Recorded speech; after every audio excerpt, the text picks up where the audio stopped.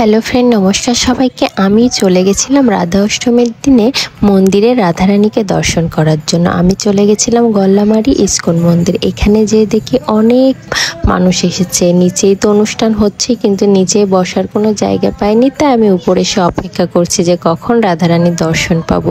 আর তখন কিন্তু এখানে অনেক নাম কীর্তন চলছিল, এছাড়া অনেক মাতাজিরা সুন্দর করে হরিনাম গান গাচ্ছিল আর সুন্দর করে নৃত্যও করছিল গানের তালে তালে। আর এখানে সবাই বসে কিন্তু বেশিরভাগ মানুষই মালা জপছিল। আমিও এখানে বসে বসে মালা জপে সময় পার করছিলাম। আর মন্দিরে গেলে না, এখানে আসার অনুভূতিটাই আলাদা, মানে মন প্রাণ একেবারে স্থির হয়ে যায়। মনে হয় এখানে যদি চিরদিন থেকে যেতে পারতাম।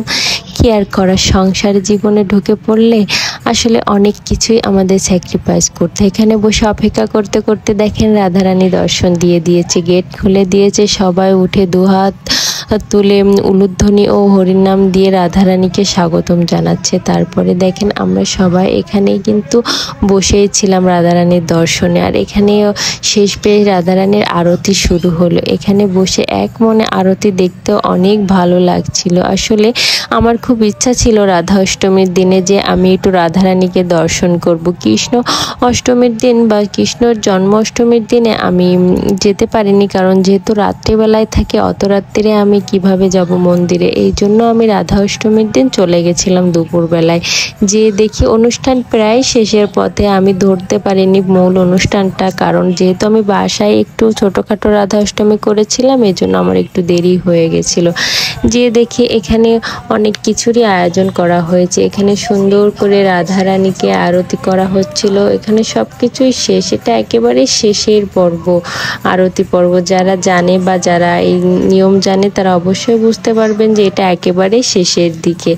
তারপরে আমরা এখান থেকে আস্তে আস্তে বেরিয়ে পড়ব, কারণ এখন প্রসাদ নেওয়ার সময় এদিকে দেখি অনেক প্রভুরাও নৃত্য করছে গানের তালে তালে। এগুলো দেখতে অনেক বেশি ভালো লাগে। আর সবাই কত শান্ত হয়ে এক মনে বসে বসে এই হরির নাম কীর্তন জপছে এবং শুনছে। বাচ্চারাও ঠান্ডা হয়ে বসে আছে কত সুন্দর করে। এই রাধা অষ্টমীর দিন কিন্তু প্রায় 2000 মানুষেরও বেশি লোক এখানে এসেছিল। আর সবাই কিন্তু প্রসাদও পেয়েছিল। এত লোকের প্রসাদের আয়োজন করা হয়েছিল, সেটা নিজের চোখে না দেখলে বিশ্বাস করতে পারবেন না। যত লোক, কোনো রকম প্রসাদের কমতি পড়ে না। ওই যে রাধারানীর ভান্ডার বলে কথা, ওখানে তো কমতি পড়বেই না। যতই লোক আসুক না কেন, ভান্ডার থেকে কখনোই কমতি হবে না। আর এখান থেকে বসে দেখেন কত সুন্দর লাগছে মন্দিরের দৃশ্য, কত মাতাজিরা নৃত্য করছে, জপ করছে। তারপর আমি চলে গেছিলাম নিচে, এই ইস্কনের যে দোকানগুলো থাকে মন্দিরের ভেতর, এখানে আমার টুকটাক অনেক কিছু কেনাকাটা করেছিলাম, সেগুলো আর আমি দেখাতে পারলাম না।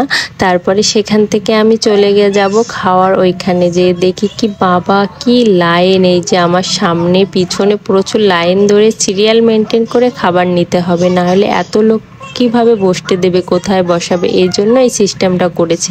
যাই হোক, অল্প প্রসাদ পেয়ে সন্তুষ্ট রাধারানীর প্রসাদ। ধন্যবাদ সবাইকে ভিডিওটা দেখার জন্য।